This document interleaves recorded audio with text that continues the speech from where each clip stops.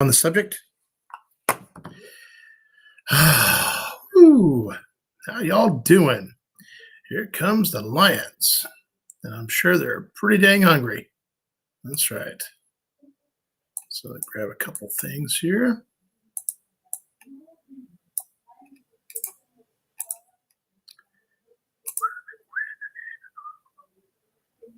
Where's my chat? There's the chat.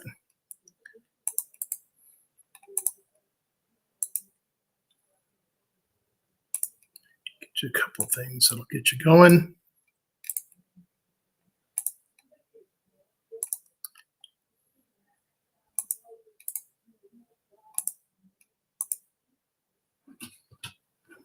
Who's first?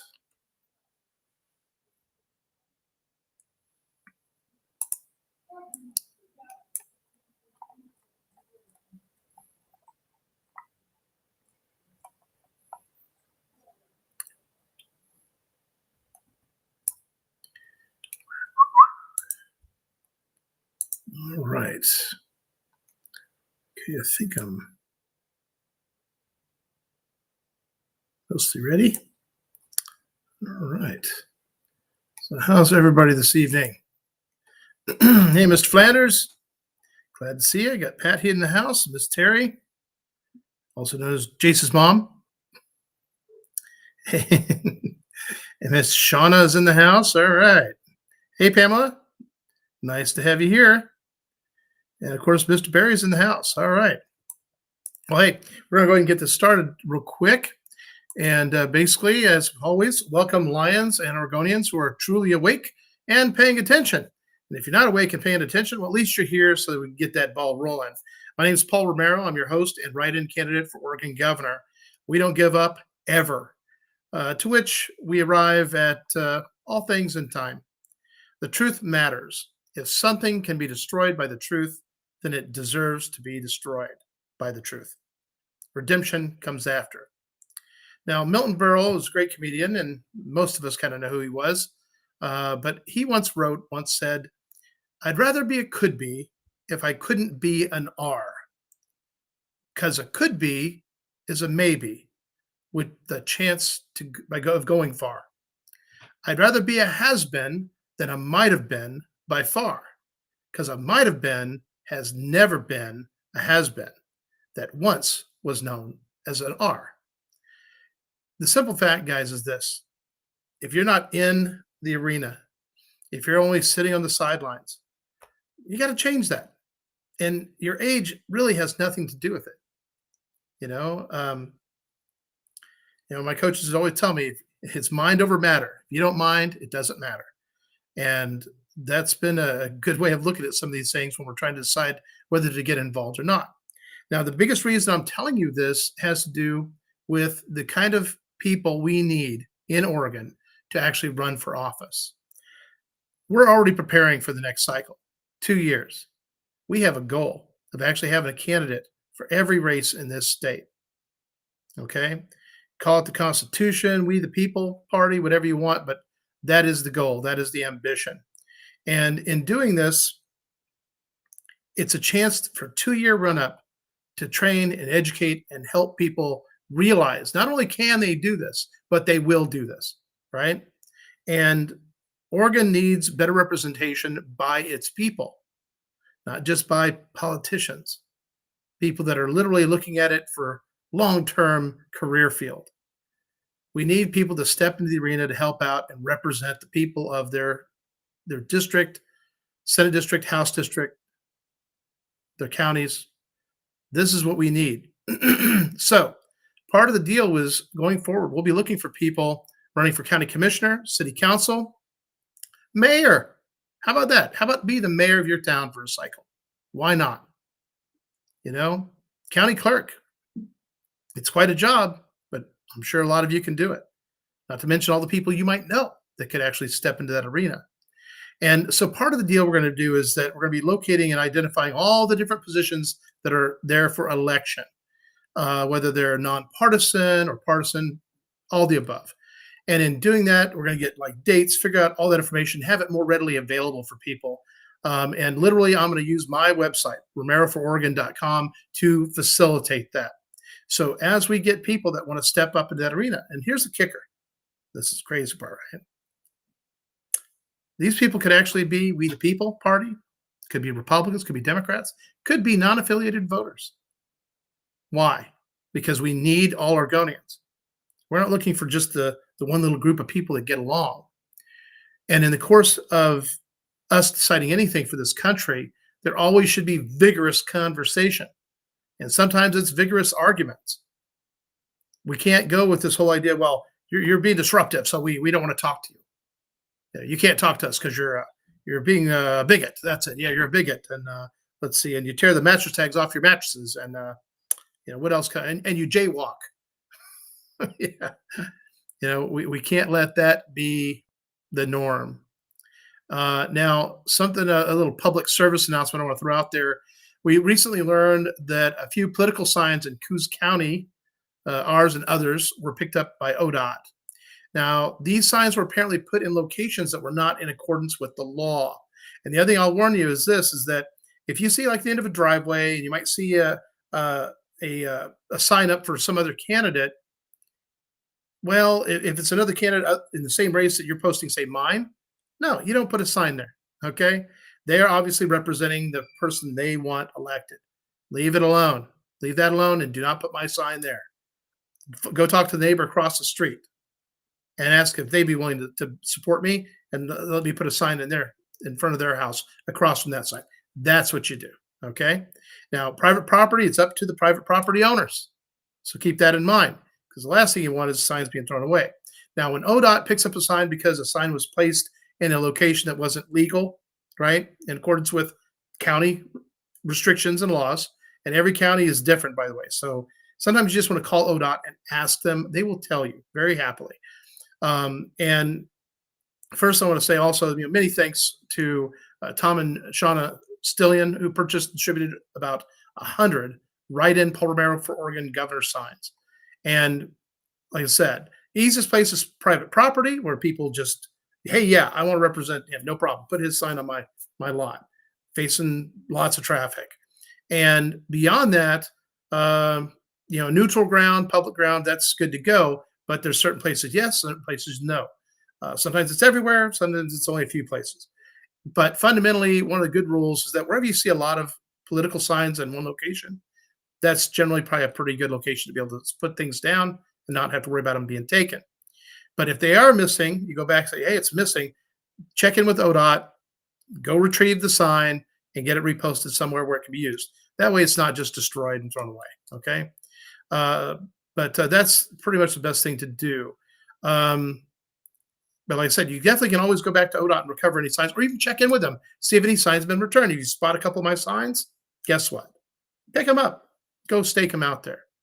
And the only thing I would say is do not grab anybody else's signs unless you're also representing them, okay? Now, what's really interesting is Rod Taylor. He's running for Coos County Commissioner. And, the thing is, I understand in Coos County, you guys, there's no question about Rod Taylor, and I support Rod Taylor for Coos County Commissioner. And I have stated that this whole time, even regardless of his interference in the Constitution Party of Oregon's political nominations and what have you. His, what's the word? His predisposition based on erroneous and false information. But the fact is, he did a short video recently accusing a handful of Democrats and myself of the illegal placement of signs, because he went to ODOT and found a bunch of signs. And the kicker is he forgot to mention that he also picked up a bunch of his own signs. Yeah. See, that kind of pettiness is just not called for. And, it's not like ODOT sends the police or the sheriff out to pick you up. Not to mention, there's just a whole lot of people trying to help out and get the word out. So for him to take any offense or to poke an issue at all those other candidates, whether Democrat or doesn't matter, is just petty. And I like to think he's above that. Unfortunately, he wasn't. And I'm pretty sure, surely he wasn't there at ODOT to retrieve his own signs, right? Yeah, probably not. So my warning to Rod is this: is that when you're pointing your finger at somebody, you got three other fingers pointing right back at you. So be careful. Now, there are those who don't like my confident and confrontational approach, but what else should I be? I'm in the arena and I'm here to win. I'm here to tell the truth, get the truth out. And really, the only way to do that is to be confident in what you know, and then be willing to be a little confrontational and stand your ground. And I understand that a lot of people can be kind of timid and a little meek. And some people say, well, they're just being polite. Well, if you're really polite, but the other person is going to push their position every time, what does that accomplish? You got to at least stand your ground. So I guess the question is, do they prefer if I be uncertain, doubtful, hesitant, irresolute, tentative, indecisive, unclear, unsure, in doubt, or perhaps wavering and insecure? What do you think? Is that what they want? Well, that's not a leader. you know, um, maybe I should be more non-confrontational, more compromising, more accepting, unassertive, passive, submissive, acquiesce, compliant, meek, and ingratiating, which to me is like kissing someone's patoot. Fundamentally, I'm a good natured, even tempered, and non aggressive person. But should the need arise, I can deal with those who aren't good natured, or even tempered, or aggressive. I can deal with them all. Now, I'm a peace loving person, and I'm willing to help wherever I can with my knowledge, information. I can't tell you how many people have called me to get information about something, and I provided them the sources, the links, and the information. And they're like, "Oh, thank you so much. How much do I owe you?" And I'm like, "You owe me nothing." They're like, "Well, why?" Because it's truthful information. You were seeking truthful information. I had it. Here it is. Go and educate the world. Maybe I should go into business providing information. Uh, we do a pretty good job at gathering information. That's for dang sure. Now, I myself will not condescend to embracing weak characteristics because one or a few think I should compromise myself so. For those who think I'm mean, well, then you've never seen mean. But I've learned that this is a label along the lines of being called a racist, a misogynist, homophobe, all those things that as soon as somebody's losing an argument or in the wrong position or they want to shut you down, they do that. Well, you're being mean. No, I just told you the truth. Now, if you can't handle the truth, that's on you. So obviously, they don't know the meaning of the words they throw out there. Largely, you've seen the left. As soon as they're losing an argument, they call you misogynist. Um, gosh, what man, and a long list of things, racist, everything. And to me, it's like in the immortal words of Ferris Bueller, you can't respect someone who kisses your ass. I don't do that. I do not coddle people. I'll tell you the truth. I'll give you the facts, the hard evidence, whatever it takes. That way, when you go out and you speak, you know what you're talking about. You can be confident too. You can be assertive too. And I know that some people are just really sweet and kind and just want to get along with everybody. But the fact is this, you're going to run into a bully at some point, and you got to know how to deal with them. So, in a way, we provide you that ammunition here too. So remember back when we were all first texting each other and we started texting in a form of shorthand, right? Remember when we would assume the worst from a text that wasn't even close to or meant to upset us, right? So what did we learn from this? We learned that you must not overassume emotional intent without accompanying words to support our perception. So our perception can be very skewed just based on how we feel. What somebody says in a text, and if you're in a bad mood, it's like, oh man, what was that jerk's problem? And it was no problem at all, but you literally just created one by your wrong perception. Sometimes a girlfriend or boyfriend was a little slow to respond to your texts. This doesn't mean the relationship is over or that they are cheating, yet that has been assumed on more than a few occasions in America. Misunderstandings abound, so beware of your judgment. And another caution, if you're going to judge anyone, then you must oblige yourself to know the person, the issue, and any and all relevant facts. Because if you're acting on hearsay, what somebody else told you, then you've already failed and will have some unsuccessful explaining to do to God and your conscience. So the best thing to do is have the facts in hand. Now, I've been very fortunate. I know quite a lot about a lot of things, but I do not know everything about all things. But I study, I research, I put in the time, I put in the brain work, so that when I come to an issue or a topic or a question from somebody, I have a good answer or at least a good direction to address. And with I've always seen it that it's my responsibility as a serious candidate for Oregon governor to have a wide and growing range of knowledge to be able to explain, educate, hit the ground running, and get things done. So when I hear a candidate say things like, "When I win, I will call in a bunch of qualified people to review the issues and come up with solutions." If we need a monkey in office, we'll elect a monkey. We don't need a monkey in office. Now, this idea is along the same battle cry as hope and change, hope and change, hope and change will fix the world. Yeah, we hope it works out. And the change we got was not good change.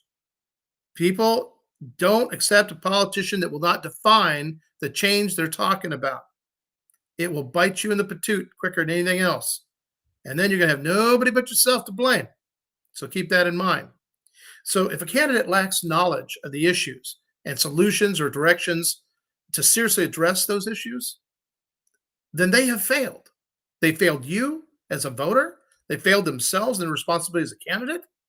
And I'll guarantee you they will fail as an elected official. Those who hesitate are lost. Those who don't know what the frick they're doing are also lost. So if they don't go in with a plan, they're lost. I have a plan, real solutions. I'm not lost. So what solutions have Christine Drazan, Betsy Johnson, and Tina Kotek offered Oregon? I've not heard a single legitimate solution process to any of the issues they've talked about. Not in their debates, not in their Q&A they do on their own stuff, their own social media. I've not seen anything substantial at all. This is kind of disturbing. It's like they all three got together and said, okay, here's what we're going to do. We're not going to really answer any real questions, and we're not going to offer any real solutions, and we're not going to bring up China or the Oregon China Council. Okay, everybody agreed?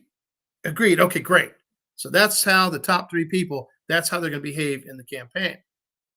Kind of levels the playing field so that none of them get beat up on those subjects, which, by the way, they all should be beat up on those subjects. And when I say beat up, metaphorically speaking, for those who don't understand metaphors. Yeah, I know. I actually have to explain that to people sometimes. It's crazy. So, but I will say that Betsy has offered and been using a prison, an unused prison, as a homeless shelter. Well, I guess in a way, that's one way of controlling that population, right? Yeah. So, and only recently, Drazan has been talking about somehow lowering some taxes, but she's not saying a word about the new taxes being lined up. She'll probably plead ignorance. The truth is that they all know and have supported universal health care paid for by taxpayers to the tune of 0 to 15% of your income.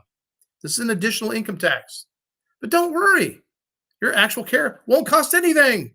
It will be free. Yeah, right. Sure will. So let's not forget, we are fully into a recession, and inflation is not the 8.7% they keep trying to tell us. See, here's the deal. When Umpqua ice cream, which I don't know if cows have gone on strike or what, it used to be less than $3 a gallon, right? $2.89, $2.99, somewhere in there, right? And now it's over $6.50 a gallon. Well, let's do the math. Let's see. Roughly that's like 116, almost 117% increase. Does 117%, is that the same as 8.7%? Anybody? No. So is Umpqua just ripping us all off? Or maybe they're just putting us all on a diet. And they could, of course, be the retailer. Now, we actually had gas below $2 a gallon under Trump. And now we're averaging around 5.50 a gallon. Shall we do math? Yep. That's a 175% increase. That is not 8.7%. So I guess maybe I should be using the Common Core math. And yeah, that must be it. So let's see. So how do I feel that $5.50 for a gallon is the same as $2 a gallon? Do I feel that? No. Nope, nope, nope. I do not feel that at all. Keep it in perspective and realize something, people. We are not only in a recession, we are actually also in the middle of inflation.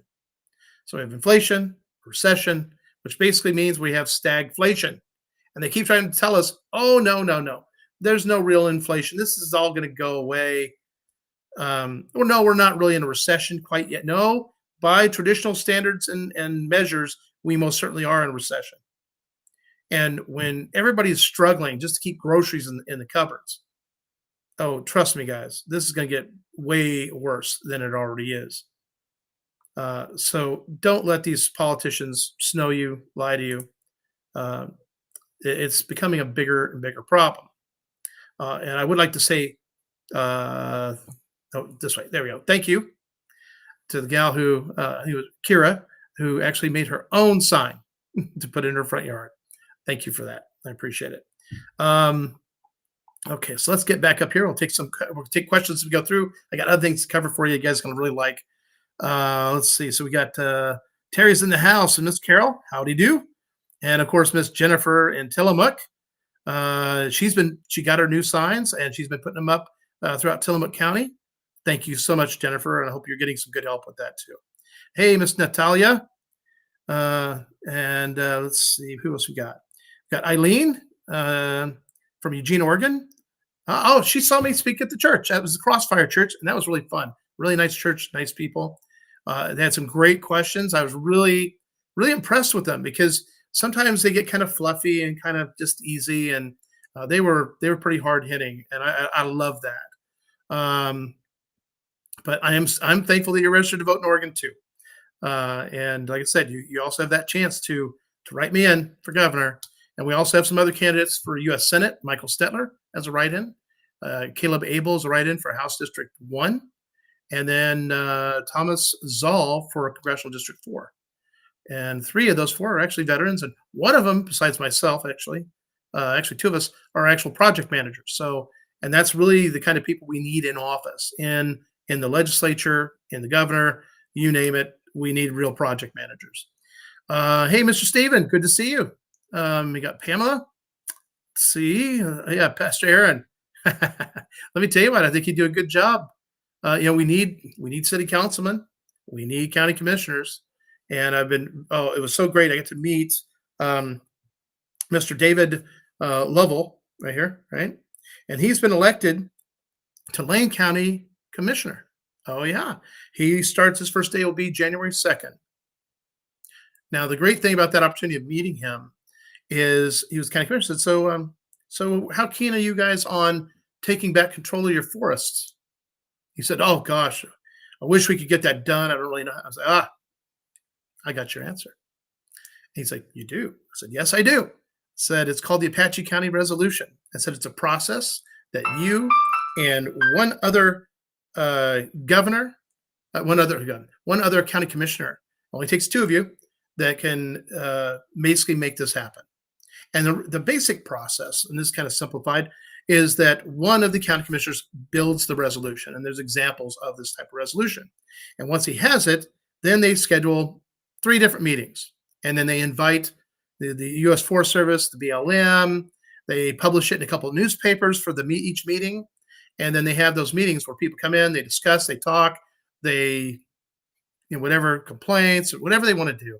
And then once it's done, once they've gone through the process, and they have a final resolution, then it only takes 2 county commissioners to sign it. Once it is signed, it becomes basically law for the county.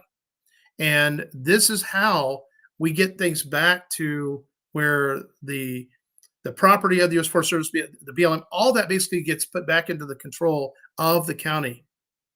They lose their Title I, II, and III funds, but as I explained to y'all, those amounts steadily decrease every year.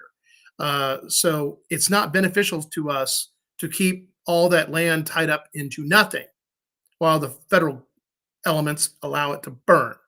So this gets the county and county commissioners taking care of the health, welfare, and safety, security for the county by properly managing the land, right? So the funds that are generated from fees, timber sales, and all that, that comes into the kitty for the county, schools, everything. And we used to do this a long time ago, and it more than paid for education, more paid for everything, right? Now these counties are coming up short. And this is one of the reasons why. So this has to be addressed and done. So I was really happy to meet David. He's a great guy. He also has an extensive background with, helping people in prison to help them recover and make a better transition into the real world. That type of pastoring requires a special person.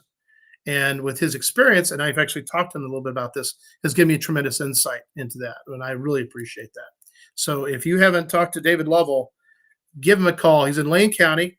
His number is 541-345-9900. I'm going to type that over here real quick.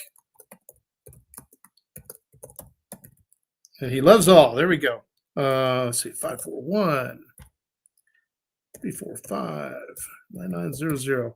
And that's Lane County Commissioner. This guy, like I said, he's going to do great things for Lane County, and he has another gentleman by the name of first name is Jason. He's already county commissioner. Between the two of them, hopefully the third one will come on board because he should. See, if you're going to represent your people, you do things in their interest, not your own. And thank God that's who David is. That's who Jason is. I don't know the third county commissioner, but I'm sure I'm going to find out. But I look forward to see them get that whole process underway. And already we're setting up meetings so that we can educate each one of them individually so they understand the process and what is going to be required. And the other thing is this: the mills, the timber guys, the loggers, the truck drivers, anybody involved in the timber industry, you guys need to get involved with this. You need to show up to these meetings, okay? When they come out, Timber Unity, ONRI, you guys better be all over this. And if you're not, then I know that you're not truly about fixing our timber industry, which I have certain suspicions already, especially those people that are running the show. But for all the people within the membership, guys, it's just like politics, just like representatives, what have you. Having somebody that's actually representing your interests, your best interests. Can you really, really trust them? Were they elected, right, by all of you or not? Don't be afraid to hold their feet to the fire a little bit. You have every right to do that. Let's see. What else we got over here? Okay. Okay. Yeah, awesome. Let's see. Come on. Where am I at? Oh, yeah. Okay. There we go. All right. So then we got Stephen. Let's see. Miss Pamela. Hey, how you doing? Yeah. Thank you for welcoming me, Eileen. And I think Pastor Aaron, there's a whole lot of things in his future. Just he has a really good attitude. When you meet certain people, you kind of get a feel for them, a vibe, and that looks like a really good one. So got to talk to him at length at the end. Let's see. Hey, Miss Carol, glad you made it. And Miss Shauna, let's see. Oh no, Shanna. Yep, Shanna. There we go. Miss Shanna, let's see. All the signs that Tim and I did was given with permission, either by property owner or the coordinator. We also made phone calls that also had asked permission. Everyone that picked signs up were given instructions. Awesome. Again, see, this is how awesome grassroots is, people. I'm telling you. And there's one person somewhere over in Cannon Bay, I think, that put one of my signs on the same side kind of on the road, but it's still private property, where somebody had a Tina Kotek sign, and the owner was not happy at all that my sign was put there also. So they removed it, and apparently they tossed it in the trash. So my warning to people is this: like I said before, if you see a sign of one of the opposition at one property, there's a property across the street, go ask them, tell them about me, get them to the website, and see if you can place it across the street from them. That works too. By the way, please check out my website. We got it updated. And that front page, you can just work from the top, scroll down. That's really most of the information most people need. But there's other details, other pages that show kind of my history and a little bit more knowledge about who I am. But the write-in campaign is in full throttle. The updated contract with Oregon is on the website on that link. So please check it out and make sure you send people there. It's probably one of the easiest things you can do just to get them educated. Okay. Yeah, thank you, Carol. Don't go changing, right? um, hey, Pamela. Let's see, LaDonna. Hey, there's LaDonna. Okay. By the opposition, then was given that excuse. Yeah. Okay. Captain, we're only missing 3 signs. Yeah, like I said, I think there's definitely elements removing the signs. And, how petty and spiteful of a person do you have to be to remove somebody's political sign, especially when you know that it's illegal to do that? Now, mind you, there's a gal that they caught. She actually went online and showed the bumper crop of signs she stole and took away and put it on her Facebook page. And thank God most criminals aren't too bright. And I hope that they're throwing the book at her. Okay, truly, we need an example, right? If you don't create deterrent, it just continues on. If there's no penalty for these things, it just continues. It'll get worse. So thankfully, they did catch her, and now I think the person, Miss Rice, Kim Rice, she's obviously kind of nice. She said, I would appreciate if she would just come back with my signs and help me put them back where I put them.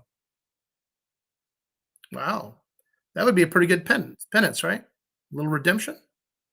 Yeah, that's pretty nice that she'd support that. I think that's great. Um, let's see. Karen. Hey, Karen. There you go, Miss Karen Spires Griswold. And let's see. I remember how helpful you were when people were trying to find info on exemptions to get vaccinated. I was impressed with your knowledge and willingness to share it. Hey, let me tell you something. For me, I'm an educator. I'm a mentor type person.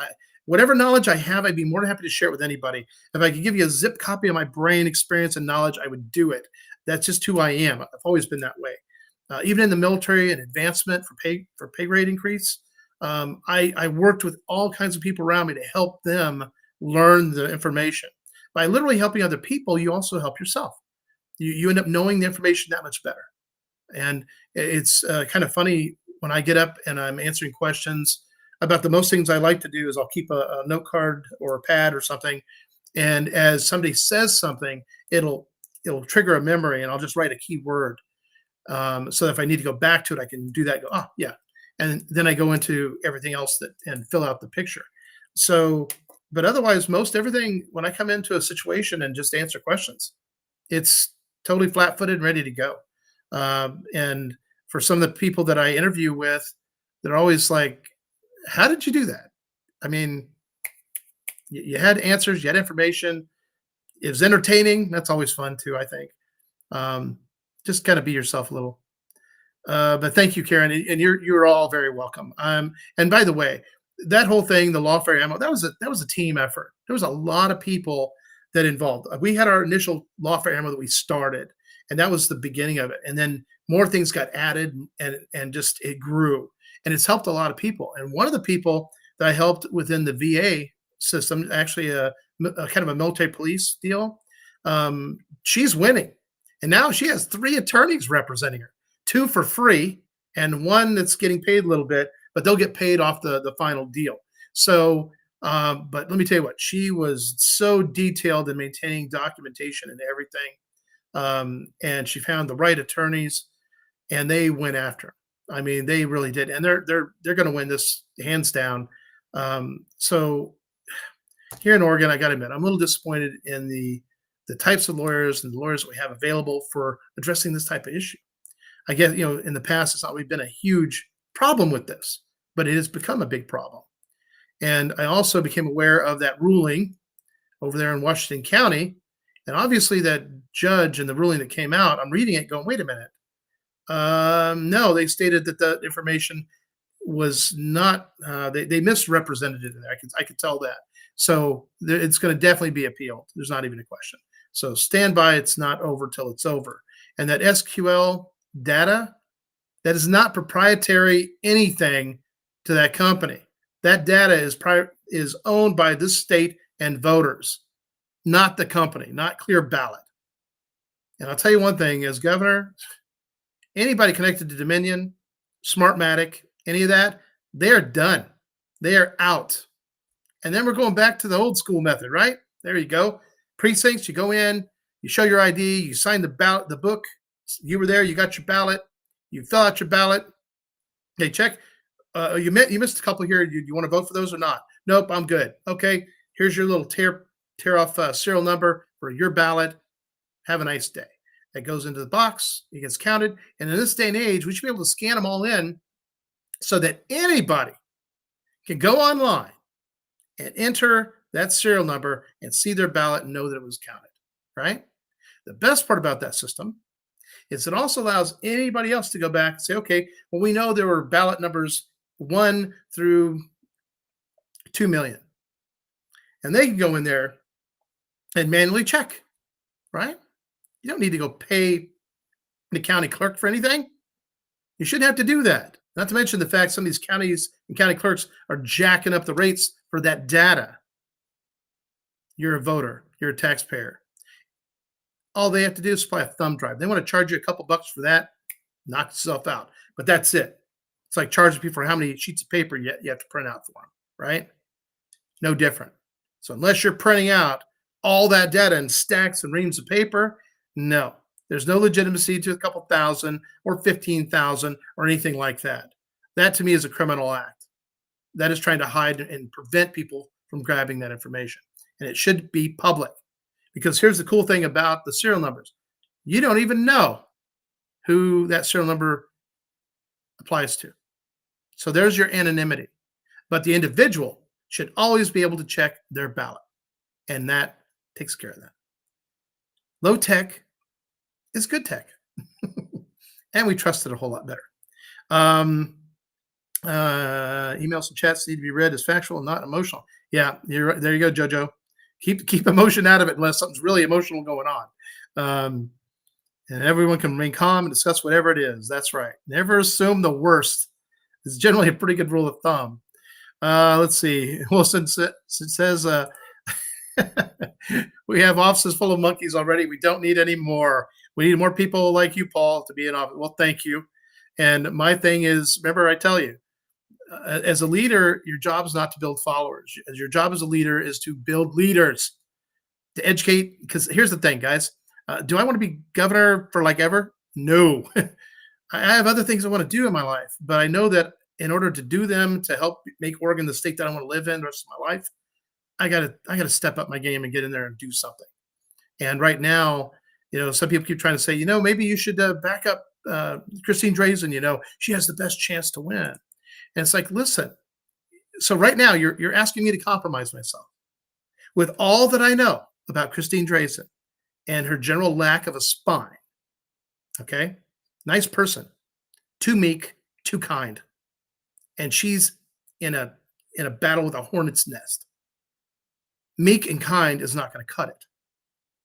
Dealing with China, meek and kind, no. Naive is not going to cut it. These are serious issues, and we cannot have leaders in positions like that are not going to be able to step up to the real challenges there.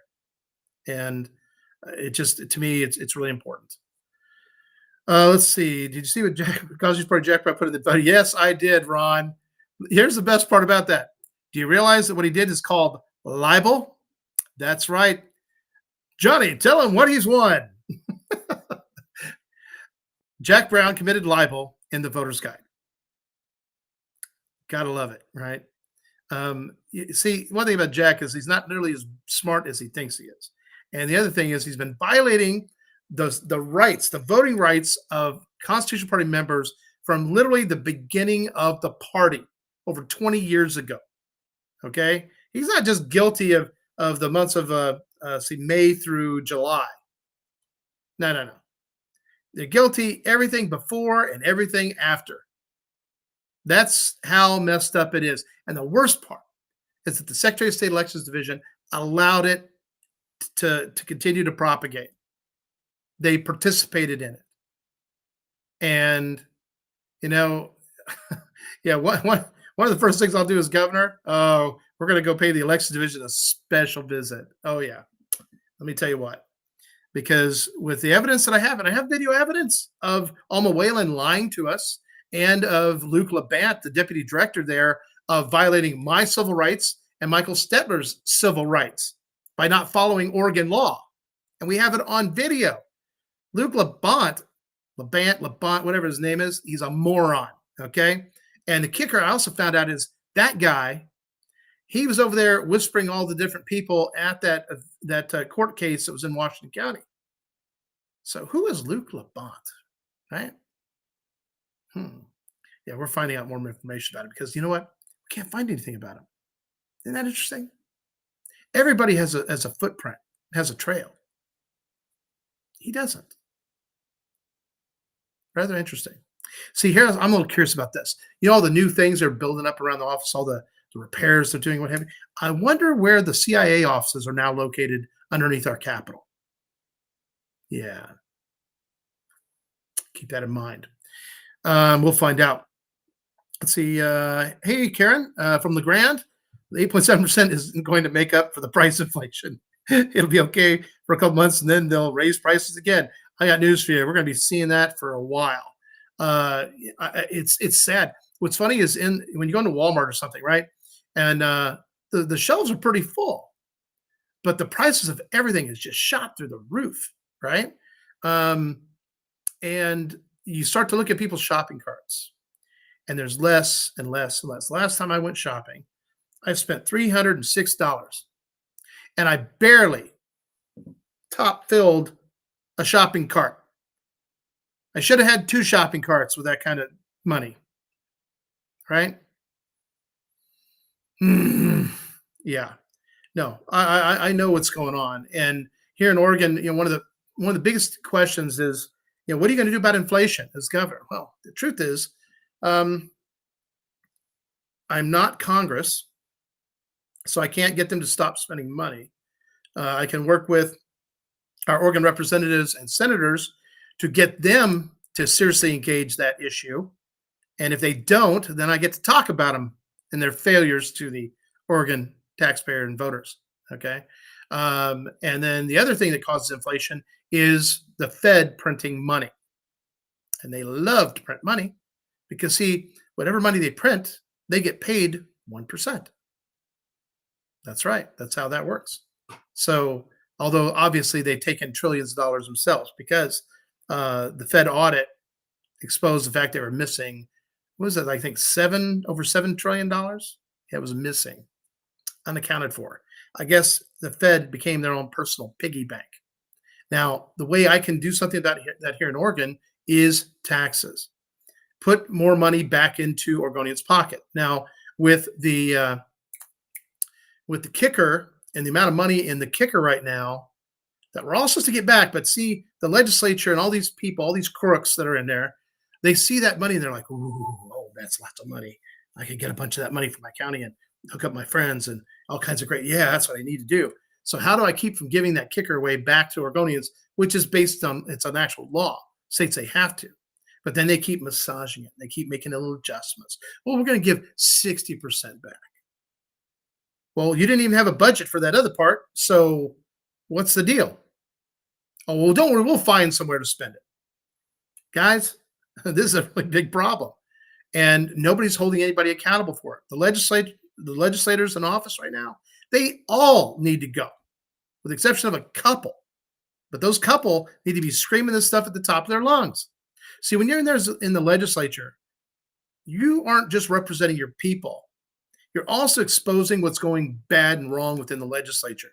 And if you're not doing this, well, you're not being very professional. That's not how you should behave. The heck with that. No, you get out and you tell the truth. If this guy from whatever county isn't representing his people doing the job, you got to go to that place and say, hey, just let you know, your guy, he's not doing the job. He's not looking out for you at all. Heads up. Recall his sorry backside. Get someone else in there. You know, we can't be afraid to do that. We got to be bold in this and just bring more light on the subject. That's how we fix it. So anyway, to help with the inflationary organ is to put more money back in the pockets of Oregonians. First thing really to do is kill state income tax. Okay. Now it's going to be kind of it's going to be a lot of moving parts here, but to kill state income tax, to greatly reduce and then eventually eliminate property tax. This is going to help a lot of people in a lot of ways. And then once we do that, we have the Apache County resolution to get our counties fully engaged with the property management, the forest management, get our timber industry truly back up and online where it's supposed to be, fairly to everybody, not just the three big players that have strangled it with their own monopoly. See, they're fat, dumb, and happy. They're making more money off their lumber than they ever have, okay, because of this throttled economy. And those entities and elements that support that, sorry, guys, you're as criminally liable as they are, in my opinion. And then there's everybody else that's still waiting to get their truck back online and delivering logs. People still waiting to get out in the woods to cut down some trees, plant some new trees, clean up some brush, make sure fires go out quick rather than wait for the Forest Service to show up. You see, these are the things. We have to go back to the common sense forestry that we had years ago and bring that back. Old school is still the best school. Let's see. Set up my greenhouse, pulled some plants from the garden indoors. Awesome, Barry. Hey, Barry, go look up electroculture. ELECTRO, electroculture gardening. Yeah, go look that up and you let me know how it works for you, okay? I want to see like gigantic, squash and things like that. Yeah, I'd love to see you do it. Barry says to plant seeds, but he's getting there. Hens are still laying 12 to 12 eggs a day. Wow, dude. That sounds pretty dang good. And LD's in the house. There we go. It's all done through the community wildfire protection plans and the wildlife, the urban interface, and all land that had wildfires on it. Yeah, she's talking about the Apache County resolution.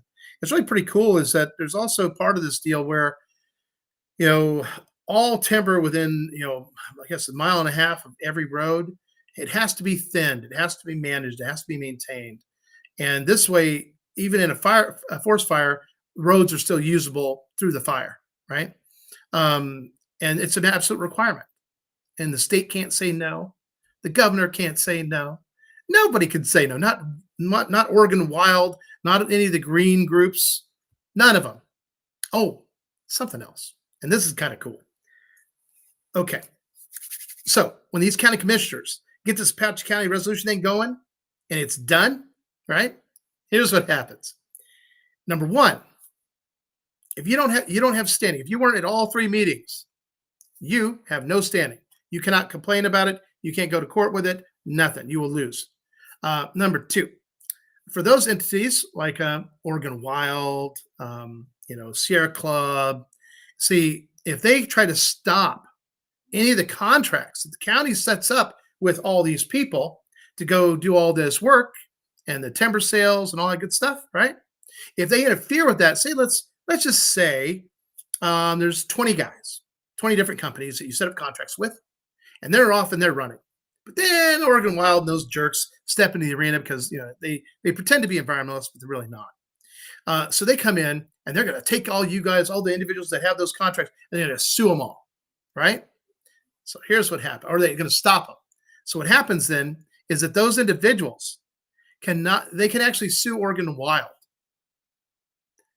Oregon Wild's board of directors individually. So there's 5 board of directors, and all 5 of them interfered with a $90,000 contract times 20 Yeah, every one of them gets sued for that loss in that contract. I know, right? See, until we put them on their heels, until we start bleeding them of the money they have from who knows where, until we do that, they're going to keep trying to do this stuff. So for county commissioners, the counties, this is where it's time to go on offense. No more defense, no more settlements, no nothing like that. And it's so awesome because once it happens one time, we will never have to hear from these guys ever again. We will literally chase them out of the state. We will make them literally a nonprofit because they won't have any profit for what they're doing in this state. So keep that in mind. The other thing we're going to do, I think it's time for everybody to know who Oregon Wild is. Don't you think? Right? So we're going to track down all their board of directors and all the different other little green groups and their board of directors and get their pictures. And we're going to start setting up a lineup because we need to know who to deal with. These people have been in hiding this whole time. Nobody knows who they are, right? I mean, think about PETA. Do you know who's been running PETA forever and a day?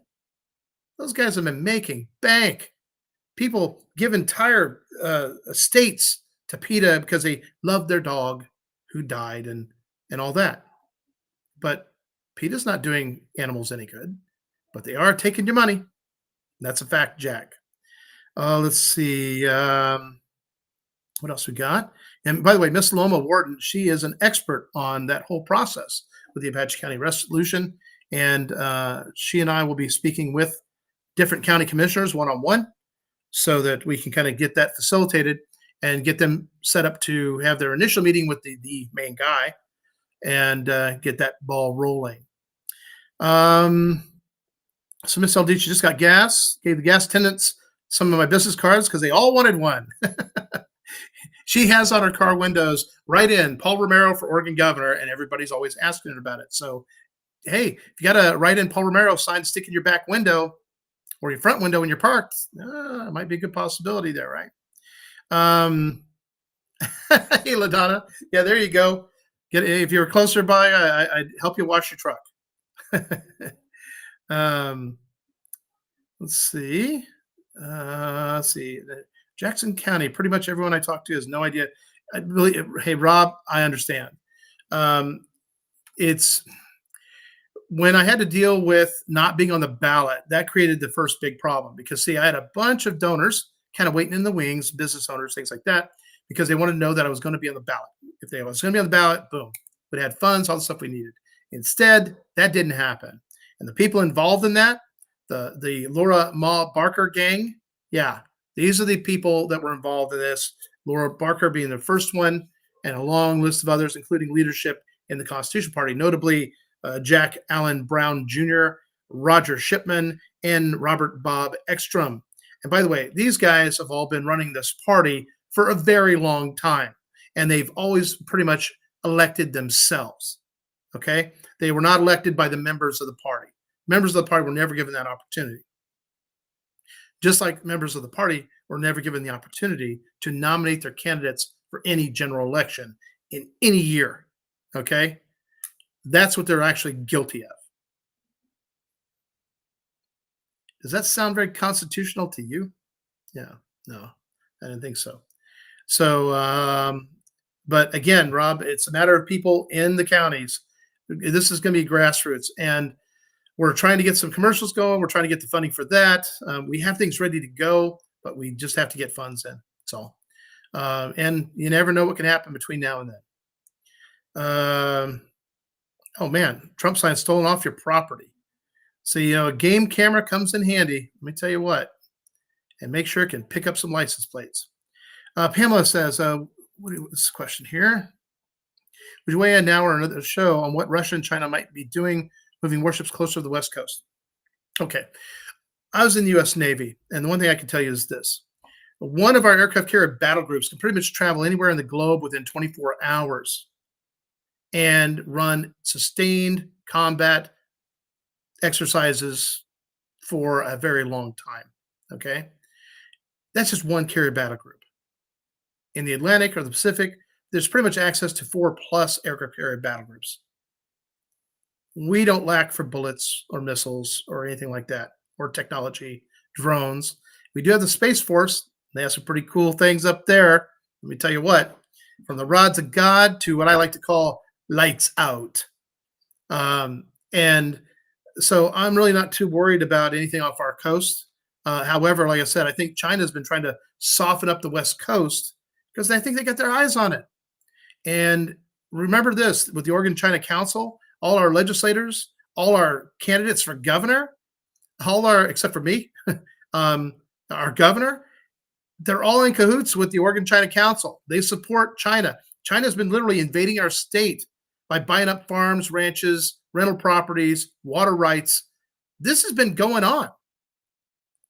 And if we don't have a governor in office, it's going to shut that down and reverse that process. Guys, we're not going to even have a state.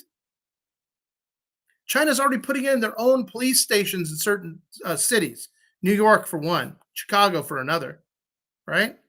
Since when does the Chinese Communist Party get to have a police department in this country? Do we have those in China? No. So again, Biden, current administration, listen, everything they're doing involving China is treason, okay? The Oregon China Council, what they claim to be doing, it's treason. All of it's treason. It falls into that category because literally they are selling away our liberties, freedoms, and sovereignty. Okay, that's what's actually happening. So, but here's the thing: they talked about the Russian, the Tu-95 Bearcat, Tu-95 Bears, Bear Ds. Those are those big bombers they fly around, right? And they usually come in pairs, and it's kind of what we call FONOPS, freedom of navigation, or also frick with other nations operations. And this is what they do. And what they're doing when they do that is to see how fast we can get fighter aircraft up and on their tail. It's like, tag, you're it. Or I should say, you're done. And so when they pop up on our radar and they get to a certain distance, boom, we have fighter aircraft already on their backsides, and those bombers do not maneuver well. They're pretty old, by the way. They look kind of weird, kind of different compared to ours. But what we're finding out is that Russia is getting their backside handed to them in Ukraine. They underestimated them, and actually they overestimated themselves. And what's funny, it's crazy, but it's like with Russia, they've had it so good. It's been kind of the no real Cold War or anything, and so all the money that's gone into their military has been misappropriated.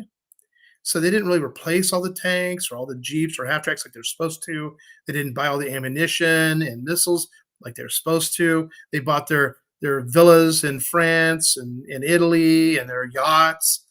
They spent all that money in things they shouldn't have. And so now Russia's kind of been caught with their pants down and they are fully exposed.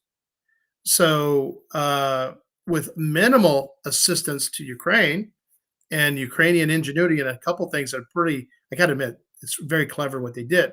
But they've been able to kind of push this back, and they are winning. Ultimately, they will win this war. And the only concern right now we all have is if Russia's going to drop a nuke, tactical nuke or otherwise, doesn't matter. If they decide to do that, well, talk about things getting escalated, right? And with Russia, the Nord Stream 1 and 2, I believe that Russia actually blew those up. Okay, if there's anybody out there close by, they would have been seen. There's enough people out there, and what I know about gas pipelines, they have these things called pigs that they can actually kind of fire down through the tube and kind of clean them out, right? And there's a Bond movie way back when where they smuggled the guy out in one of those pigs. It's modified for a person, excuse me, and had air supply and everything, and put him in it. And they shot him from East Berlin to West Berlin. And once he got to the other end, they pulled him out of this thing, and there you go. Well, it's possible to maybe send one of those down that pipeline with special charges on it, everything, to basically do what was done. Because my understanding is that the Russians really weren't making any money because they really weren't pumping anything through the pipelines yet. It wasn't coming through Germany. The number 2 hadn't been approved yet. Was another issue. So it hadn't been fully tested, all that type of stuff. So with Norway providing gas to Europe, all of a sudden, Russia is not in a position to force somebody because they're cold to buy their gas. It didn't benefit them. But blowing them up Says, "Oh, look, one of you guys blew us up. One of you guys are attacking us." Well, let's see. What do we know about Russia? Well, they've been attacking other people. They attacked and took over Crimea. Obama didn't do squat, just let them, right? And I mean, think about if somebody invaded Alaska or Hawaii. Would you have a problem with that? I like to think you would. It's part of your country, our country, right? Okay, so there's just a whole lot going on. It's going to be hard to know all the truth till the end, but eventually we will know that. I But I'm really not too worried because you know what? I trust our Navy and I trust our Space Force and our Air Force and our Coast Guard, by the way. They do a great job too. So what's funny is you're not really hearing about what our capabilities are. And there's a story I learned about a, a Russian carrier that was in the Med way back when, and they have these floggers. That's what we call them. It's F is for fighter, but we name them. And they had them. They had 6. Okay, and what the Russians did, because they only had 6 on this whole aircraft carrier, 6. We have like up to 100 plus aircraft on an aircraft carrier, right? And so anyway, what they did was when the planes would do their runs, sorties, they come back, they take them below deck, they paint on a new tail number, and then before it was all said and done, it looked like they had 30, not 6, but 30 floggers. They didn't have 30 floggers. So it's just smoke and mirrors and a shell game with them a lot of the times. And again, they're trying to test us a little bit, see what our response is going to be. And all I can say is very simply this: they don't dare. If they do, it's going to be short. I'll tell you that much. Let's see. I just learned about him. Oh, thank you, Pamela. Glad you learned about me. Please share everything you can. And if you have an email, get that to me. I can send you information. Histories on the other candidates, and it's all verifiable online. What else? Some of the flyers we kick out for the write-in campaign, and pretty much answer any group that wants to have a Zoom call or something like that. No problem. We will make it happen. And time is of the essence, and we're doing them anytime, every time, all the time, even late. So whatever group, we just got to get it out there. And all questions. We do not shy away from any question at all. Let's see. So showing up to parties election and interfering, okay, tampering with that election, like what happened to Eugene. Many groups of people are guilty of that. Shame on, yeah. There was no reason for Rod Taylor to be at that meeting at all. And with all the other Republicans that showed up, all that element that was there, they really had no legitimate reason to be there. The other thing is, like I said, we recorded the entire thing. So we were going to make sure that nobody was going to do anything. And if they did, there'd be plenty of evidence. Oh, Carol's birthday Saturday. Well, hey, I hope you get your wish. I do. There we go. So happy birthday to Miss Carol. Please don't enforce the CDC vaccine COVID-19 and require an ID. Yeah. Oh, Amanda, let me tell you something. No. First of all, I believe medical freedom. Second of all, I understand what Big Pharma and everything has done with these vaccines. I know they're not safe. I refused it from the day one. I refused the nasal swabs from day one. Haven't done them at all. Okay. Wearing the masks.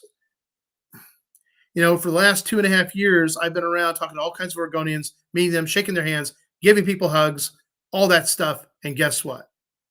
We're fine. It's amazing what a good immune system will do for you, right? So yeah. So believe me, we are not going to force any vaccines on anybody. We are going to pull all the teeth of the OHA. That's right. And almost all the funding too, by the way.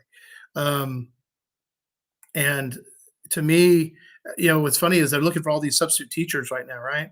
And I think they're offering them like $110 or $20 a day, which doesn't really seem like very much, right? And the problem is, I told them, I said, listen, you're going to require a vaccine, then bite me. And they're like, oh, well, we can set you up with a waiver. Well, why didn't you set your teachers up with a waiver? And then they're like, ooh, I don't really have a good answer for that one. Shoot. Yeah, it's a good question. I'm gonna have to ask somebody. Yeah. So teachers, gosh, no, here's the thing. I was so worried about. I was so worried about too many teachers and too many medical personnel getting these shots, dropping dead, and then we don't have medical people. We don't have teachers. You know, seriously, this is a real concern. I don't want anybody dying because of what is supposed to be a vaccine, which is definitely not. And they didn't test it in any of the ways they're supposed to, and yet the FDA signed off on it. All those people are guilty of crimes against humanity. And here in Oregon, yeah, I think there's some ways we can actually hold them accountable. But Drayson, Johnson, and Kotek, none of them are going to do that. They're not into holding people accountable. Well, let's just move on and fix this in the future. No, you go back, you track down the people guilty of the crimes, the embezzlement, the misappropriation of funds, the human violation of humanity. You have to go after these people. You have to hold them accountable, and you have to do it publicly. It's called deterrent. It prevents the next psychopath from doing these things, or at least it greatly reduces that chance. So, hey, Mr. Flanders, Dale, good to see you. Hey, Jackie from Prineville. Let's see, yeah, yeah. I won't enforce it at all. Not at all. Matter of fact, those people that do push it, that try to coerce people, that's a crime. The coercion of you into getting a vaccine, be it keeping your job or whatever, that's coercion, and it's illegal. Also violates the Nuremberg Code. So apparently they're not teaching that in schools too much, at least not to the people leading this stuff. And then you have the teachers union. Gosh, and that's another thing. I think here in Oregon, we can fix things in such a way that pretty much all teachers can take one look at the teachers union and say, we don't need you. Bye-bye. That I think really needs to happen. Let's see. Which brings up to a couple things here. I'm going to want to show you real quick. Okay, take a look at this, right? Okay, I'll get you where you can see. This is a poll done by CBS News for Battleground Tracker. Sounds pretty important, right? Well, the economy is getting better. We're talking to registered voters. 65% said it's getting worse. 15% said it's getting better. And obviously those guys probably drool a lot, and don't really answer questions exactly, because anybody who's paying any attention to our current economy knows it is in dire, dire straits. And then there's 20% that think it's staying about the same. I can't believe when I hear people say, well, Biden is doing such a wonderful job of destroying this country. Yeah. And the evidence is everywhere. You can't deny it. We are literally living in bizarro land, right? That's where we are at right now. And that is just really upsetting that there are so many people that are so mentally disabled. There are people that are actually mentally disabled that are more knowledgeable and capable of answering this poll correctly than what is considered normal people. And that's kind of frightening. But that tells you how miswired a number of people are. The question is how? How did this happen? How did a chunk of America lose all their common sense? It boggles the imagination. It's hard to come up with a solid answer. But the one thing we all can recognize the fact is, yeah, there's definitely something wrong in America. Why is it people are so up is down, down is up? Where did that happen? Well, all I can say is this. I'm praying to God that somehow whatever happened to them does not happen to me. And if it does, you'll know it. It'll be a huge change because I'll be doing the exact opposite of all that I've been doing. And mind you, in the time that I've been doing all this, I have never wavered on anything. I have not flip-flopped on anything. I've had good solutions, even addressing the abortion issue. And I know some may not fully agree with everything I say, but the simple fact is this. We can eat that elephant without making abortion illegal, which actually accommodates their demand. Well, you're going to make it illegal. No, I'm just going to make it not profitable. If it's not profitable, it goes away. And then the other question I ask those people that want abortion on demand, I said, I got a question. When you'll get those abortions, does Planned Parenthood pay you like $30,000? No. but they make money off your dead baby. Yeah, that shuts them down pretty dang quick. So the next time you run into people like that, drop that bomb on them. See how they answer you, right? So anyway, so Democratic policies have harmed the economy 48%, helped the economy 29%. Okay, guys. These people must live in a basement. Somebody brings them their food and they don't pay for it. And then 23% say there's no difference, not sure. Okay, once again, there's people that are really out of touch, or they just don't really know how to handle those polls. Um, and let's see, there's that write-in flyer we've been posting everywhere. Okay, every county, I like this one. Every county needs to be audited from the city, county, school boards. Absolutely. A big part of my platform has been a full audit of the entire state because I want to go to a zero baseline budgeting. And I explained that in my contract with Oregon. And that's found on my webpage, romerofororegon.com. And by doing and it even explains what zero based budgeting is there. So you'll know what it is. You'll understand it. But it's a better way to run our budgets, but it also is a better way to hold people accountable in real time. So if somebody's been in office for a while and then they get out and then you finally do an audit and you're like, what the? You go track that guy down. You go deal with him, right? But with zero baseline budgeting, you kind of deal with it on a yearly basis. So if anybody's cheating the system or anything, oh, they get hammered right in the chute. They don't even get a chance to go out there and ride. No. We can take care of it quicker and easier. Let's see. District County, we don't know how to budget anything. They just spend money. They're really good at that, aren't they? I know. It's crazy.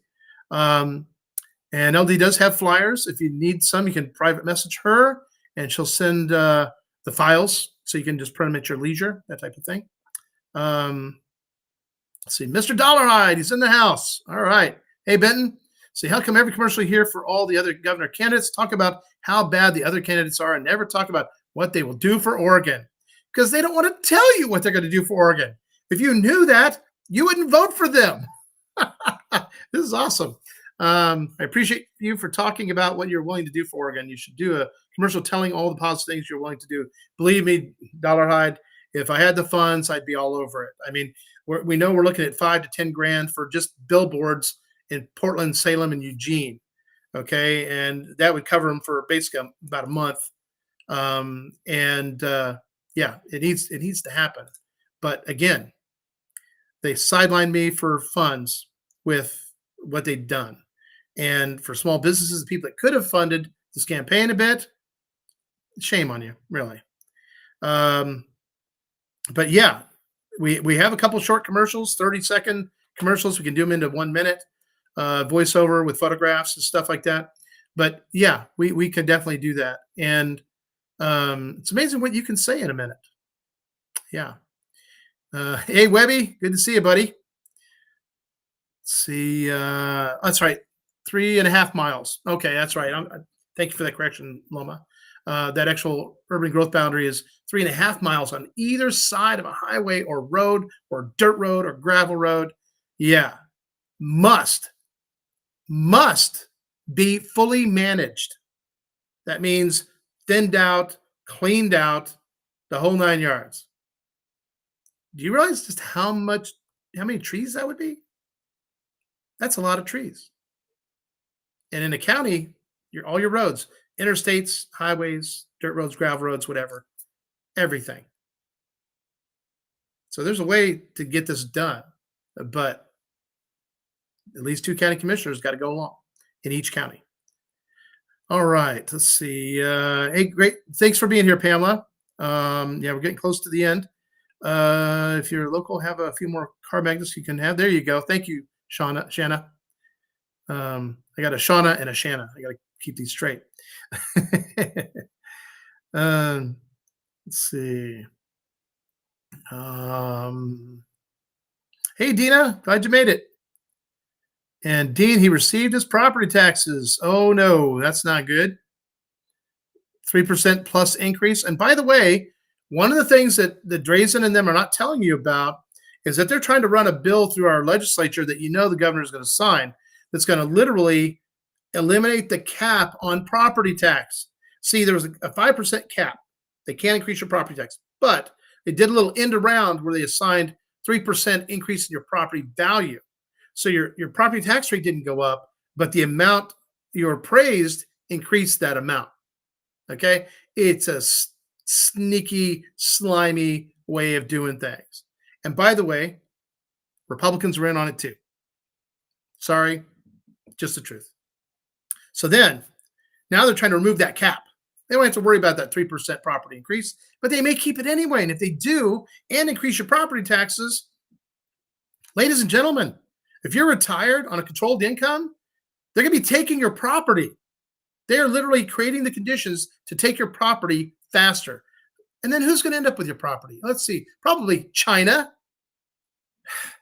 Guys, we got to get the message out. We got to get this grassroots thing out as much as possible, wherever you can. And these candidates are not talking about these things because they know that these things would destroy their campaigns. They wouldn't have a snowball's chance in hell in getting elected. And what I'm telling you is the truth. It's also like the universal health care they're trying to set up for Oregon. That could increase your income tax by up to 15%, right?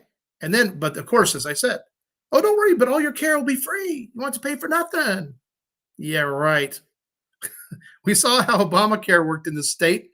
Do you really think they're capable and qualified to even try to pull that off again without wasting a whole lot more money? No. So the answer is no. We're not going to let that happen. I will veto anything like that.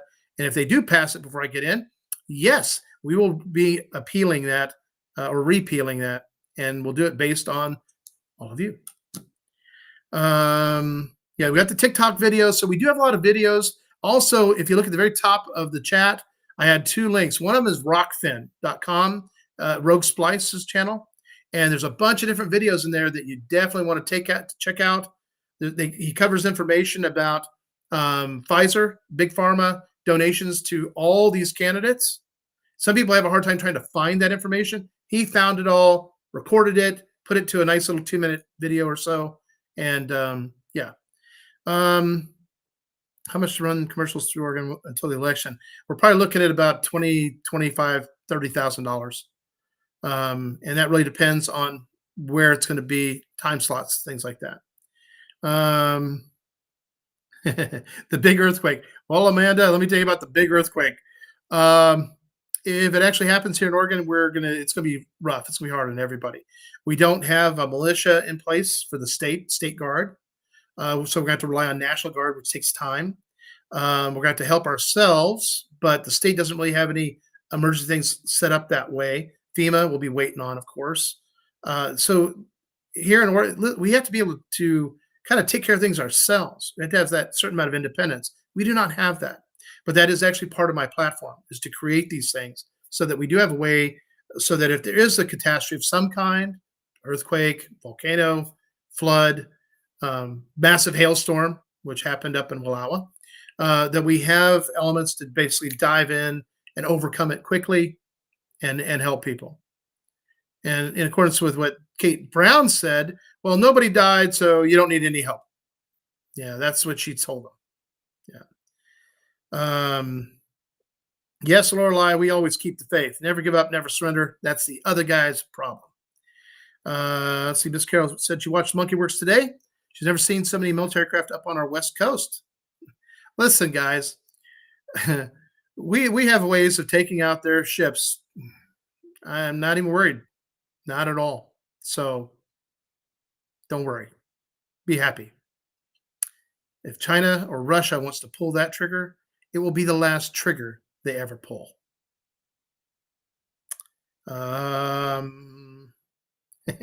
Still a few up. See, there's a plane up now with no call signs. Yeah, well, we have reconnaissance aircraft. We have all kinds of different aircraft. The only time they're squawking anything is just so that we don't shoot down our own planes. Yeah, because see, spy planes, when they're flying, they're not beaming they're not transponding anything.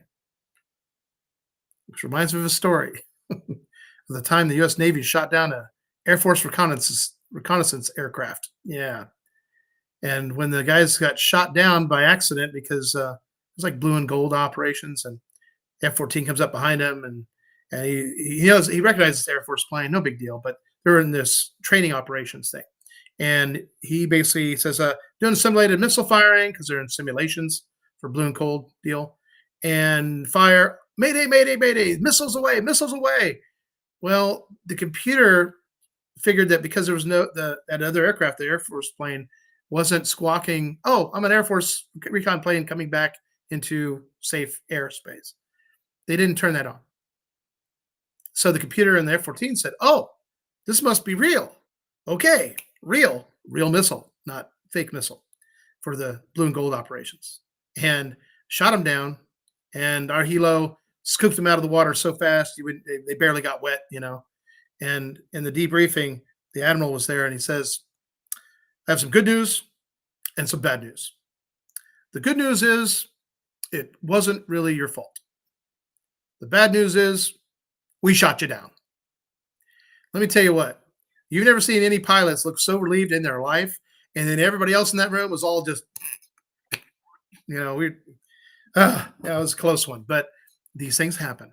So there's your Navy story for the day. Let's see, what do we got here? Yeah, Russia holding trials. Give me a break. On themselves, on their own people. I mean, come on. You announce a draft to protect save your country. No invaders actually coming into your country or anything, but you're doing it anyway, like you're in a World War III position. And then all your men of age that would fall into this draft are literally heading anywhere they can out of your country. What does that tell you? What does it tell you about most of the people they sent into Ukraine? Barely had a month of training. Most of these people came from places throughout Russia that don't even have running water or electricity. I know it's shocking and surprising, but it's true. They were told, "Hey, you're going to get 100 rubles a month and fight for your country." Most of them didn't even know where they were going, why they were there. It was insane. But with Putin, he doesn't seem to need any excuse or reason for what he does.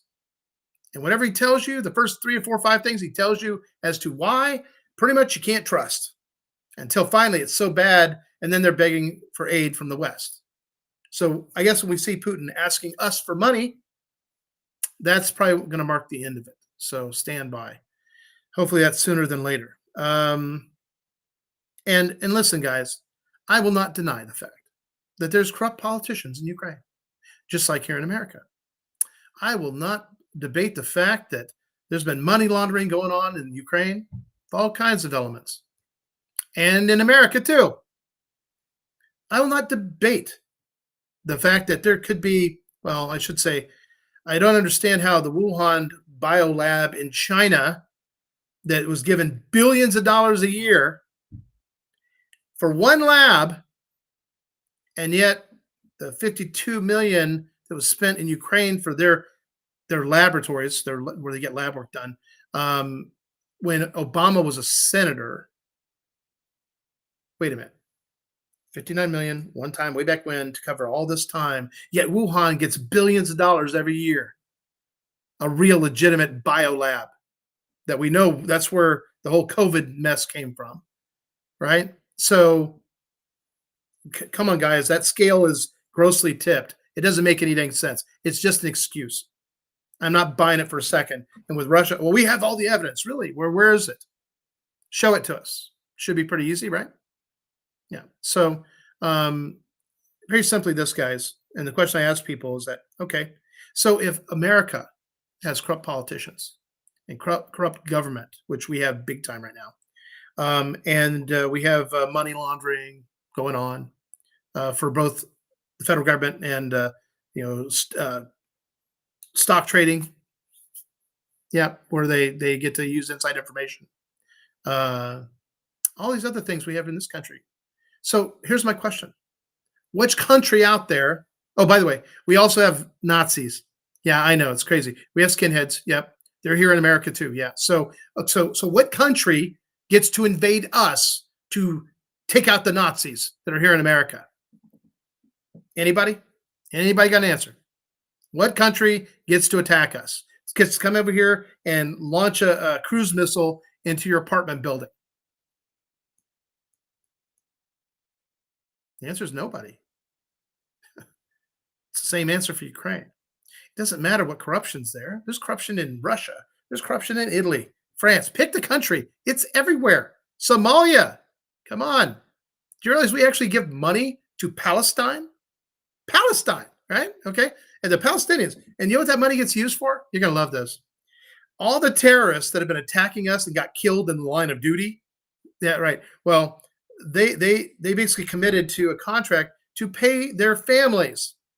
So we're paying the families of terrorists who died doing their terrorist acts against us. Does that make any sense? Like maybe a screen door in a submarine, right? No, it doesn't. But the truth is, when you look at all the money that's given to all these other countries, the countries that hate us, don't fall in line, all that good stuff. You know what? We need to just take it all away. And then I presume that China will try to sneak in there and literally pay them money to kind of be friends with them. The difference is this. See, we hold people accountable, or we should. Will China? That might be put them in a much better catbird seat. So it'll get interesting. Yeah, please share the email out there with everybody you can. Thank you. And hey, James, he's out of jail. Congratulations, James. Hope you can stay out a little longer this time, okay? At least through November, okay? Yeah, I saw that. Boston University's messing around with COVID virus. Do these people just want us to show up with pitchforks and torches? Really? I mean, come on. Isn't that kind of where we're at? Yeah, made it more powerful so they can get at least an 80% death rate. And they're proud of this. What kind of morons are we getting through this college? Yeah, I think it's going to be time to make a call to Boston University tomorrow and say, what the frick are you clowns doing? Are you guys really that stupid? You guys are literally doing biowarfare. That's right. They are building on this biowarfare, which is illegal, by the way. And they're talking about it in public. Remarkable. Boy, you can't fix stupid. Yeah. Oh, yeah. Believe me, I know healthcare workers. It's everybody. Everybody in state office, you name it, and they're asking. They don't understand why they have a personnel shortage. Well, let's see. You cut off your own testicles. Yeah, I can see why you'd have a problem. Yeah. Yeah, the whole gain effect. Yeah, I'm familiar with it. Because if there's risk, there should be a choice. There's always supposed to be a choice. We're Americans. That's kind of what the deal is. We choose for ourselves. Government doesn't get to choose for us. Oh yeah, Jay, I would love to see a poll with me in it, but people be hearing the poll go, okay, so Dreesen, Johnson, Kotek, Romero. Oh, who's Romero? There's a Romero? Who's this guy? And then they go to the website and go, whoa, yeah. If this guy does half of these things in his contract with Oregon, he's got my vote. Well, there you go. That's what we have to do. Hey, JMD's in the house. Different laying in the street or Rob. Oh, I saw that video. I was stunned. But let me tell you something. In the drug world, it's dog eat dog. Literally. So when I saw it, it shocked me, it pissed me off, but it didn't really surprise me. Yeah, that whole using aborted baby tissue for a lot of things is something fundamentally wrong about that. And the way I kind of see it is this is if we ingest or take into our body other human beings, it kind of violates this temple. And I think that might be the predominant reason for this. I mean, I learned there's this stuff that we use for like if you get the flu. And it's a kind of a homeopathic flu remedy. And I learned that you may have heard of it. It's called acyliococinum. And I was really curious about, well, what's the active ingredient in there? What is it really? Turns out it's an enzyme from a goose liver. Wow. Okay. It's just an enzyme. That's all it is. Enzyme from a goose liver. So you could literally inoculate yourself if you ate a bunch of goose livers. Okay. Well, and what it does is it basically calms the flu symptoms, throwing up, and what have you, so you can actually eat food. And the body needs actually to eat food to fight off the infection. But the flu, it makes it where you throw up everything you try to eat. So if you can basically eliminate that symptom, it allows you to eat food and fight it with that new energy to take out the virus. Because the body will not use up your fat stores to fight the virus. Yeah, I know. And I don't even I can't even tell you why. Watched a couple of speakers at Portland State on male female common sense biology, where several protesters got up and walked out, creating a scene. They have to be brainwashed or paid to be stupid. I got to admit, to be that stupid, you almost have to go through some kind of training. But it's like they just have something to prove. What? What are they accomplishing? What are they proving? What are they doing? Nothing. Man, young people, I don't believe they're all this dumb. I really don't. And but yeah, I was pretty surprised by what they did. It's just like no one's taking you guys seriously. And yes, Mr. Farley, vote no on measures 111, 112, 113, and 114. Vote no to all the above. And we'll go into explain that again probably on Sunday. Thank you, Wilson. You have a great night too. Let's see. No. That's right. Who else? Hey, Kimberly. Good to see you. Let's see. Yeah. Hopefully, Kate Brown doesn't decide to do an executive order to put all those things in place. She put the executive order out for the cap and trade. That's right. You can't do that. A governor has certain powers and authority and all that. That is crossing the line. That is a decision to be made by the people. And then it comes up to the legislature, and then it comes to the governor. And if it's the right thing, we say, yeah. If it's the wrong thing, we go, no, you can't do this. And then I go back to the legislature and say, what the frick is wrong with you people? What are you doing here? Right? Yeah, that was in Britain, I think. Yeah. Let's see. Hey, thank you for posting that, Steve. Okay. So there's something else I wanted to cover here because I didn't quite get to everything. Yeah. Did you know that Oregon is the first state to legalize doctor-assisted suicide? It's the first state to have zero legal restrictions on abortion. It's the first state to require private health insurance to completely cover the cost of an abortion. Oregon is the first state to automatically register people to vote via the DMV, even when they told us it would not register illegal immigrants or people that are becoming citizens. Yes, I've had a number of people that aren't quite citizens yet contact me to let me know that, yes, they received a ballot. And they go take them to the county clerk and turn them in unopened. And I'm like, well, thank you for play by the rules. That's what you do as an American. So you're supposed to do. Oregon is the first state to automatically register. We already covered that one. They're the first state to entirely go by vote by mail. I believe that Oregon was the first state to test a bunch of things that are being used in battleground states to cheat the elections. It started here. Oregon is the first state to pledge ending coal-fired power. Our one coal-fired plant we had that was more energy efficient and had practically literally no significant emissions at all. Not only did they shut it down, they destroyed it to make sure we couldn't use it. This is like an invading force taking out our power plants to make life really miserable for us all. And realize something, guys. When you find out some stuff I'm going to share with you here in a minute, it's going to blow your mind. Did you know that China is building 100 new nuclear power plants? 100. Russia's building 50. How many is America building? None. We're actually exporting things for them to build nuclear reactors for power. So here in America, apparently we're all going to be, wiping our backsides with tree bark, living on candlelight made by fat tallow from whatever animal we killed for that week. Yeah, and you think it's going to run all your electronics? These young people don't have a clue. This is how bad it's going to be if we don't get somebody in office to actually correct the ship. Oregon was the first state to implement gas tax to pay for roads. Remember all the money they collected and all kinds of other income tax and increases and what have you? No, that wasn't enough. So they could do more gas tax. And then do our roads get repaired? Not until somebody screams enough about it. We're the first state that decriminalized possession of 1 ounce or less of marijuana. And of course, that's, I mean, in full swing here. But they also are the first to decriminalize personal use and possession of all drugs, including oxycodone, crystal meth, cocaine, heroin, and LSD. Oregon has become the drug user capital of the planet. That's right. Brought to you by a bunch of Democrats and a bunch of people that know how to cheat elections, because you know Oregon didn't vote for this. We Oregonians did not vote for this.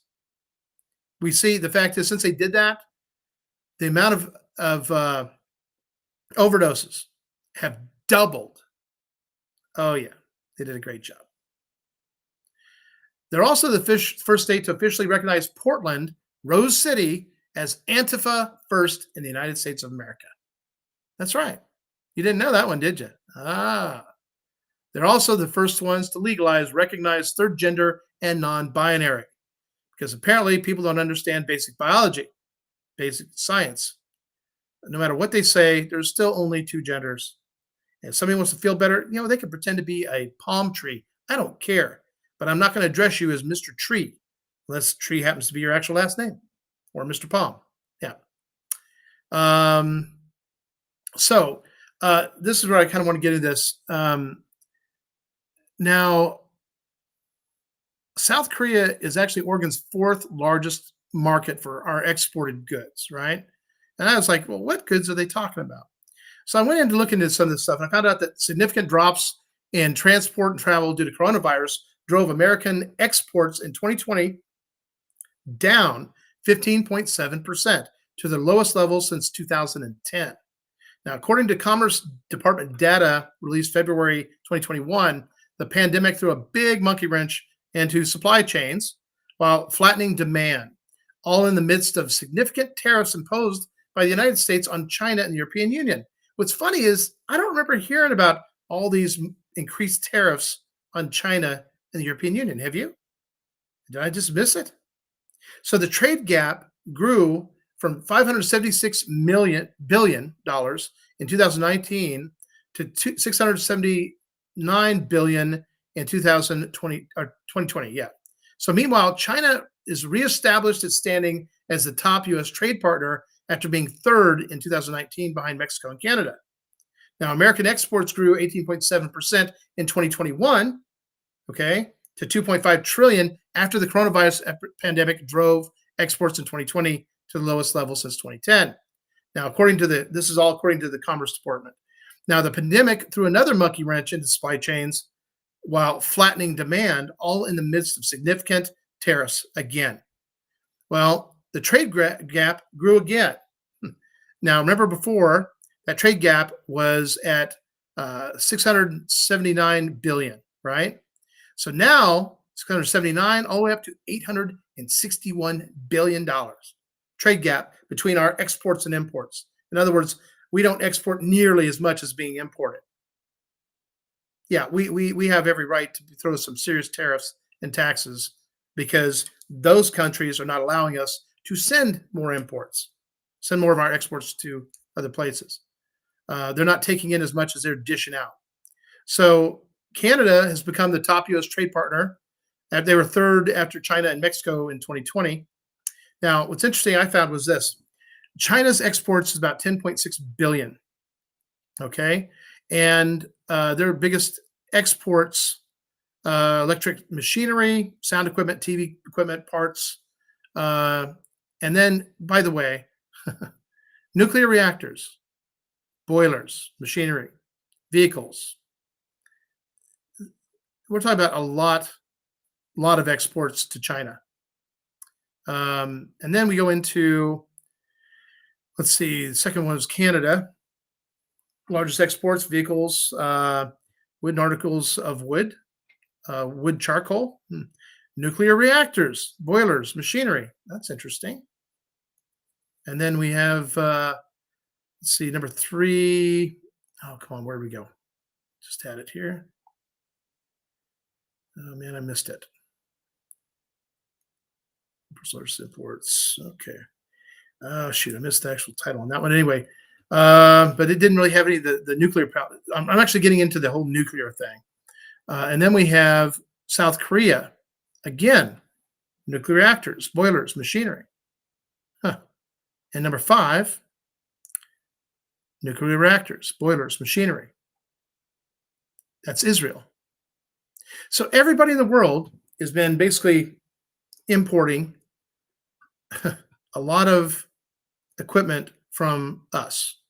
Oregon, who's building nuclear reactors here in Oregon? All the new stuff, right? All these other countries are going to have all the power they need for their populations. In the meantime, here in Oregon, they're taking it all away. When have you ever seen Tina Kotek, Betsy Johnson, or Christine Drazan talk about this or address this?